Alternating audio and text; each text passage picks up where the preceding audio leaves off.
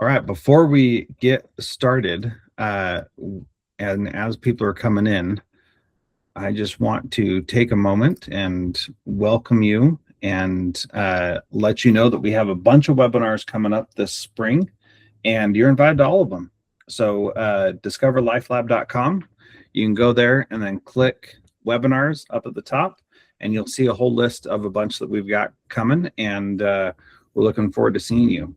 So in an effort to respect everybody's time, though, and knowing this is going to be recorded, we're going to get started right now, and I'm going to turn the time over to Jeff.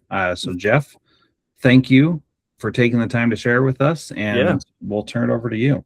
Absolutely. And Jethro, I have to ask you, do you have the power to let people in if people are coming in late? Yep, I'm on it. Awesome. Fantastic. Well, guys, thank you so much for being here.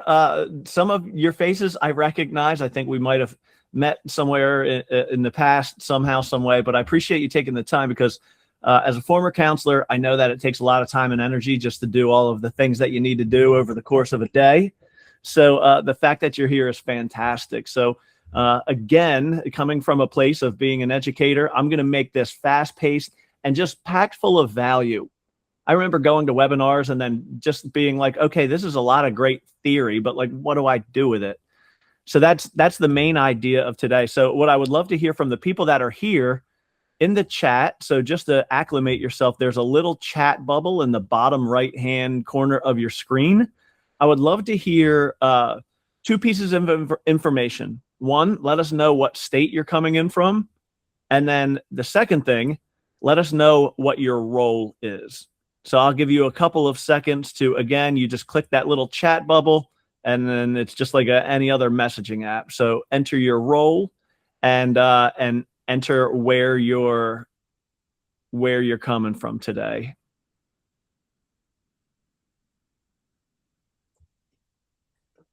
All right, high school counselor in North Carolina, Donna Price. What district are you with? Johnston. Johnston, very cool. So you use In Control and Can Do You? Yes.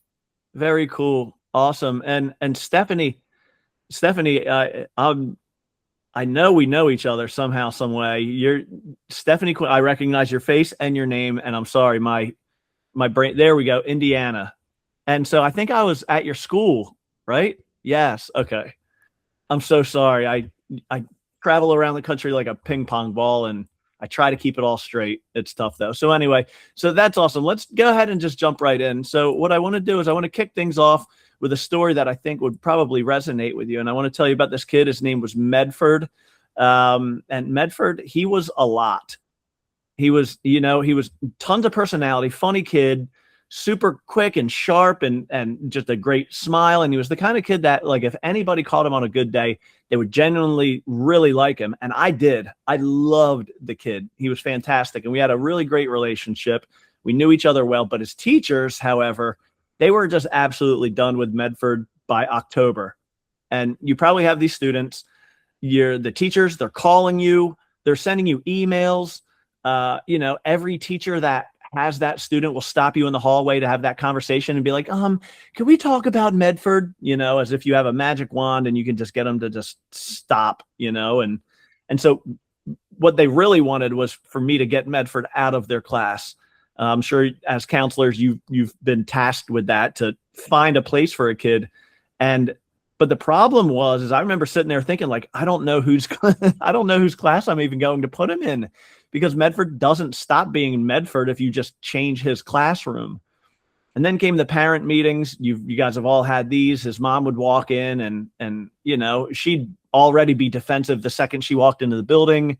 She'd be exhausted, before anybody even said a word, because she'd been getting the calls all of these times, probably since kindergarten, And so it's frustrating. And we would all sit around the table, teachers, admin, mom, me, and we'd talk about Medford's behavior. We talk about his attitude. And the mom would get mad and say something very sharp to Medford, and then she would say something sharp to one of the teachers in defense of her son. But nobody in that room, I'll be honest, I don't think anybody said what I now believe was the real issue. It was this, ready? Medford just didn't have the skills. He like just didn't have them. He wasn't born with a hard drive that was preloaded with these life skills. He didn't have the skills to recognize when he was about to explode. He didn't have the skills to manage a moment, like a moment where things weren't going his way. He didn't have the skills to make sure, or like to make a decision under pressure, or to bounce back when something embarrassed him. That was his biggest trigger. I'm sure you've, dealt with students like that. And so at our school, we kept reacting to his behavior over and over again. And the behavior, spoiler alert, it kept coming back time and time again. And here's the problem. We never treated the gap. And so here's what I've come to believe, and this is the whole point of today. The whole point of today is that you can't punish a skill gap out of a kid. You just can't. There's no amount of yelling, no amount of screaming, no amount of timeouts or suspension or discipline referrals or parent phone calls that are going to put the skill into the kid. I had this when I was early in my parenting days. I'd put my son in timeout because he kept doing the same thing over and over again. And at one point I was like, do I think he's like learning in his bedroom?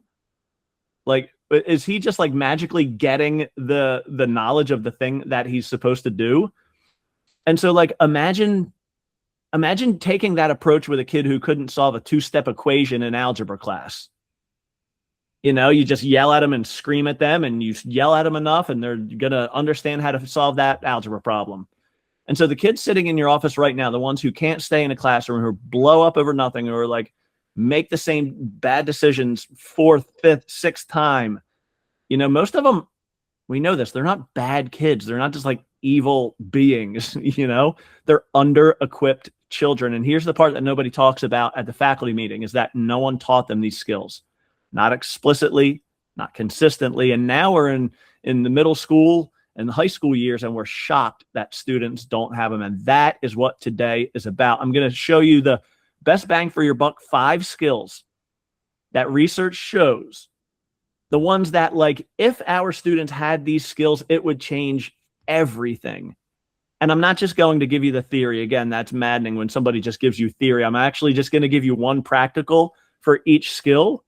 You guys are all professionals. I'm sure you have a whole, toolbox full of tools that you use with students like this. Hopefully I can give you one that maybe you didn't think of, or remind you of one that you had maybe not remembered. So one of the things that I want to do before we get rolling, make sure you open up something to jot something down with, because I want you to jot these down as I say them, because these are the backbone about everything that we're going to talk about. Does that sound good? All right, cool. So the first life skill that we're talking about is self-awareness. So self-awareness is just, in the social and emotional learning world, they call self-awareness the foundation for everything, because everything really does come after that. And so here's what it looks like when a student doesn't have self-awareness. I thought this might be an easy format. Let me paint a picture for you, because as a counselor, you see this kind of stuff all the time. So it's like when a student can't tell you what they're feeling until after the explosion, until after you get them completely regulated. They say, I don't know. When you ask what happened, you'd be like, what happened? They'd be like, I don't know. Or here's the other one. This is my favorite. My kids do this. 1,000 kids that I work with do this, but they say, I don't know. I didn't do anything. Why is everyone mad at me? This teacher's picking on me. They don't see it. They like literally don't see it. Sometimes we think they're lying, but a lot of times they really honestly don't have the self-awareness to know the things that they're doing. They have no idea how they come across in a room. So what I want you to do, I want you to do not tell me the student's name, but if you're here live with us, go ahead and drop the initials of a kid that you've worked with in the past that has that thing going on. Like, you know exactly who I'm talking about. Go ahead and respond. Go ahead and drop the initials of that student. So again, that was Medford. He wasn't performing ignorance. He was actually in the dark about his own internal experience. So here's the thing that I want to share with you, something that you can do tomorrow when you're speaking with these kids. And again, this is from research. This isn't an ideology or my opinion. Start replacing, why did you do that? We've all said that. I've said that. My parents said it to me. I accidentally say it to my kids. Why do you do that? You know, so try to replace that with, okay, let's identify, what were you feeling right before that happened? It's a small shift, and it starts building that muscle. Give them the language, give them a feelings wheel. I know sometimes in middle school and high school that can sometimes feel cheesy, but you'd be surprised. Google feelings wheel if you don't know what I'm talking about. Maybe do like a scale of 1 to 10 check-in at the start of a session. So that is skill number 1, which is self-awareness. Self-awareness, best bang for your buck. Again, this webinar is called The 5 Life Skills Every Counselor Wishes Students Already Had, whether they know it or not. First one is self-awareness. Second one, self-management. Self-management is a fancy word for what you do with the information that you gain from self-awareness. Self-awareness tells you who you are, what your strengths are, what your weaknesses are, what your triggers are, what helps you to come back down from it. Self-management is the thing that you actually do about it. It's the action you take. I always, when I'm doing trainings for teachers, for some of you, Stephanie, I probably said this at the school training at your school, is it's that magic moment when the student comes up to you, if you're a teacher, and they say, excuse me, miss, can I sit at the front of the classroom? I know if I sit in the back, I'm not going to pay attention. And you're like, what? That's self-management in action. That's self-awareness, knowing what they're going to do. Self-management is doing something about it. So this is what a lot of times what it looks like in your hallways. It's the student who escalates from 0 to 10 in 30 seconds. They're just like, by the time you get to them, they're just off the rails. Or the student who argues back every single time because sitting with the discomfort feels absolutely unbearable, or they're trying to save face, or the one who cries in your office and then walks into class and does the same exact thing that you just talked to them about not doing. That is self-management. And these students, they're not defiant, they're dysregulated. And they've, again, never been given the tools, that the reoccurring theme. And so here are the things that you can do tomorrow for these students. Just teach any regulation strategy, whether that's box breathing. And side lesson, emotional regulation. There are 5 kinds of emotional regulation. And the only one that I believe that actually works in school is attentional deployment. Get the kid to distract themselves out of the emotion. Get them to count something. Tell them to put their feet on the floor and count to 3, or give them a 5, 4, 3, 2, 1, or like the 5 things you can see, 4 things you can hear, one that everybody knows of. But again, the goal isn't calm in the moment. The goal is a pause, because there's a tiny gap between the feeling and the reaction. And that gap is where choices actually live. So the line you can use with a student is like, hey, listen, you don't have to feel calm. You're not a robot. You just have to slow down enough to respond and not react, because there's a big difference. Skill number 3, resilience, man. And this one is sneaky. Resilience is very sneaky. It is because this student doesn't look like a problem student at all sometimes. How many of you, I want you to drop the initials in the chat box. How many of you have a student who doesn't try anything at all?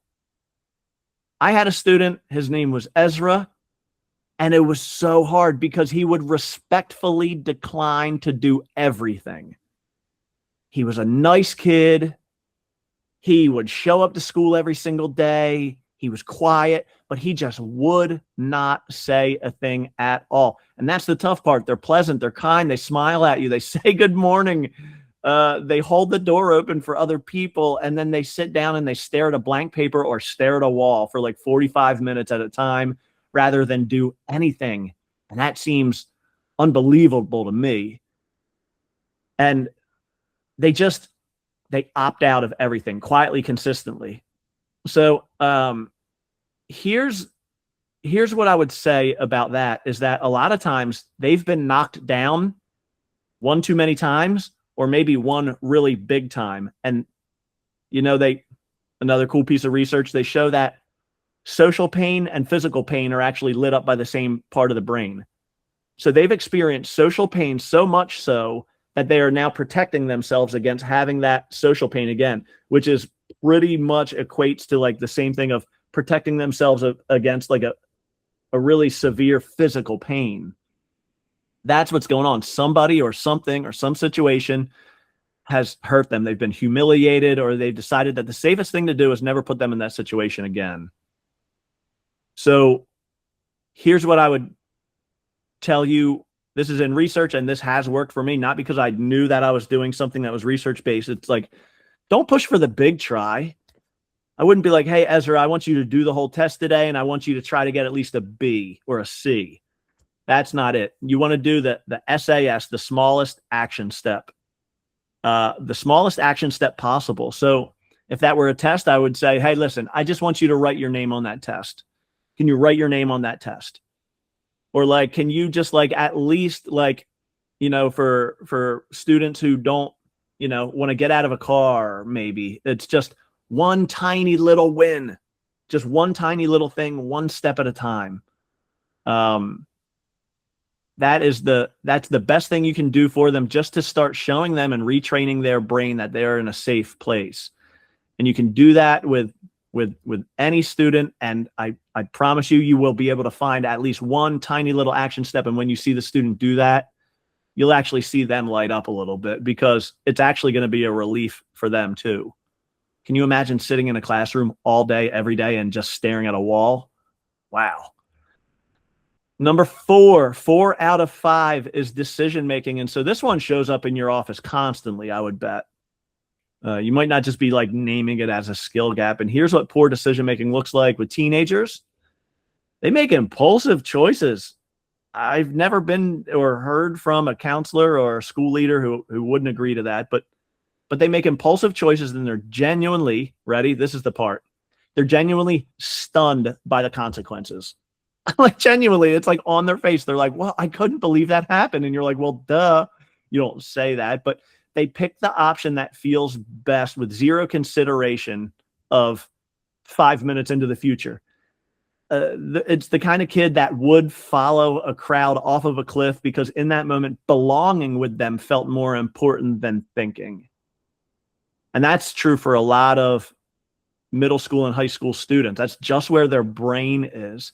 They make the same decision repeatedly and seem confused that it's not working. Isn't that like I remember that it was like before memes, people would have them like hanging on their fridges or on their desk. Like, that's the definition of insanity, doing the same thing over and over again and expecting a different result. And so here's the thing. Their brains are literally still developing the circuitry for this. And that's not an excuse to not teach it. You can help that circuitry along by giving them that tool. It's a reason to be more intentional about what we're doing. And so here's something that you could do tomorrow with these students. 3 questions. You have the students write this down, or you could print it out, you could cut it out, whatever it is. But have a student remember these 3 questions. What are my options? What happens after each one? And which do I actually want to live with? They say that the human makes 700,000 decisions in their lifetime.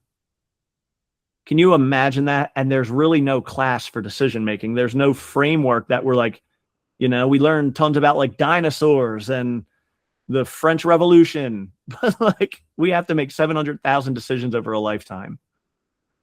And we're not taught specifically, intentionally, how to do it.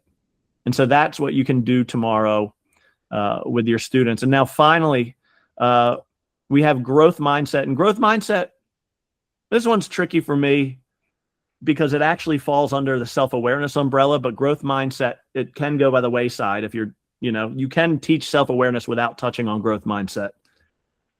So growth mindset, you've heard this 1,000 times. It's kind of like a catchphrase or something easy to put on a poster or like a bulletin board, but just hang with me for 60 seconds on this. Here's what it actually looks like when it's missing. It's a student who just says like, I'm just bad at math. Or just like, I just have a bad temper. Like it's a biological fact that they will never be able to outrun. It's the one who hears feedback, or it's the one who hears feedback and then says to themselves, I'm not good enough based on that feedback. The one who like watches a peer succeed, or watches, this is my favorite one. We're in a world where students are watching everybody's best take on social media, and they think, that person was probably just born with it. They give up in the moment when they hit resistance because they believe that they either have the gift or they don't. Like by age 13 or 16, they've reached their limit for like learning something new. And so if I had to say something in their defense, it would be this. It's that fixed mindset. It's not laziness. It's self-protection. They don't want to fail. It's that mentality. If I never really try, I never really fail. And that stinks. And so the best thing you can do as the adult, and so before I even read this, which you could probably read it yourself, is that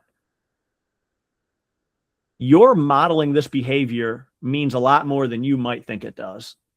When you're modeling when you're shooting down a fixed mindset, when you're redirecting them gently, or when you're modeling the behavior or telling them a story about something that you couldn't do when you were their age, and then you finally learned how to do it, that's super powerful.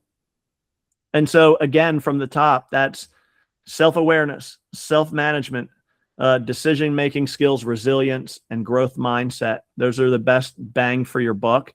And so in the chat, here's what I want you to do is I want you to fill in the blanks. Is the skill that my students need most is, which one resonated with you the most? And one thing that I could say to a student this week is what? So go ahead and fill in that blank. And then I have a piece of bonus content for you. All right.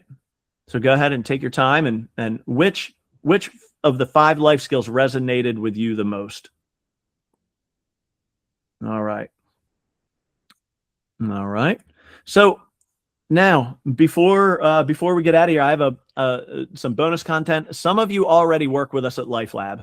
So at Life Lab, what we do is we create really easy to use, really relevant, really plug and play materials that help you to teach these life skills.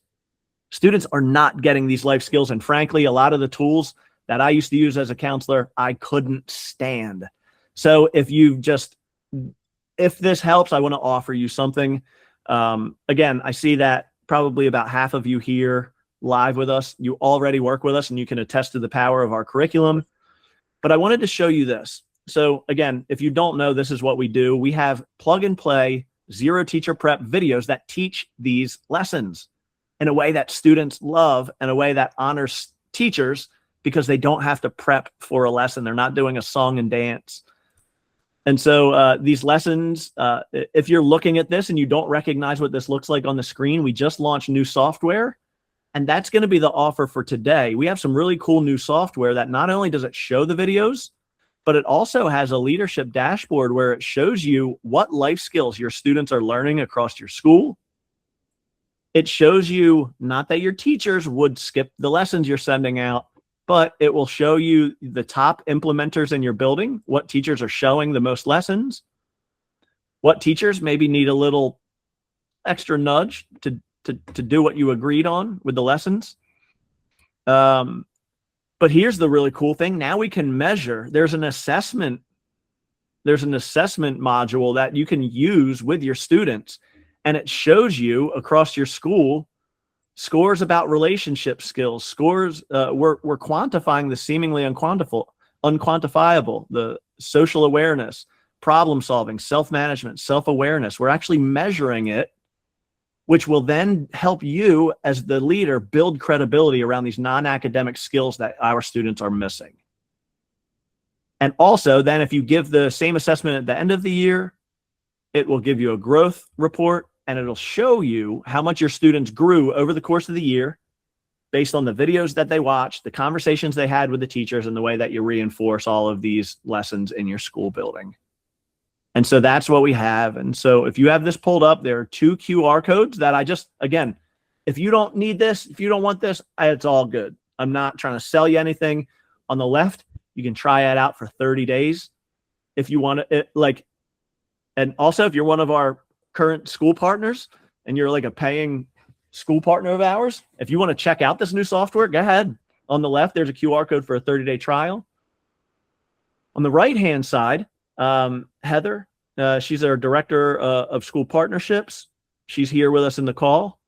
If you want to see what this would look like in your school, or see how maybe it's different from what you have in your school, or maybe you have questions about pricing or what it looks like to work with us, you can schedule a consultation call with Heather. It takes maybe 15 to 30 minutes. She asks you a bunch of questions just to get to know what you got going on. And I see Lisa Castro says that she doesn't see the QR code. Jethro, give me a thumbs up if you see the QR code. All right, gotcha. Lisa, we'll make sure that we'll email you something if you can't see it. It's all good, no worries. So, ladies and gentlemen, this is what I promise you, is that when we start treating non-academic skills the same way we treat academic skills in school, what happens is there's a big shift. And not only will you see the difference, your students will see the difference. Your students will start performing much better. They'll be happier, healthier, higher performing. Your teachers are going to have a much better time dealing with the students in the classroom, even just from that paradigm shift. And they're going to have higher job satisfaction because of what you're doing and the kind of culture that you're creating. You are a leader in your building, whether you signed up to be a leader or not. Like, heavy is the crown. That's what you're wearing. And so by introducing things like, whether it's this curriculum that you're running in your school, or whether it's conversations you're having about why students act the way they do, and by explaining that students just are missing skills, you are changing culture. And as cheesy as that sounds, you're changing a lot of futures for a lot of kids. And that's what we signed up to do. So here's what we're going to do. We're going to, Heather and I and Jethro will hang out if you want to hang out with me. Everybody else, it was so awesome having you. I hope this was packed full of value. I'm finishing with less than 60 seconds left. How about that? I hope you guys have an amazing rest of your day. Hope you recharge the batteries. And I just, above all else, I hope this was helpful, y'all. But we'll hang out in the call if you guys want to keep the conversation going. All right, guys.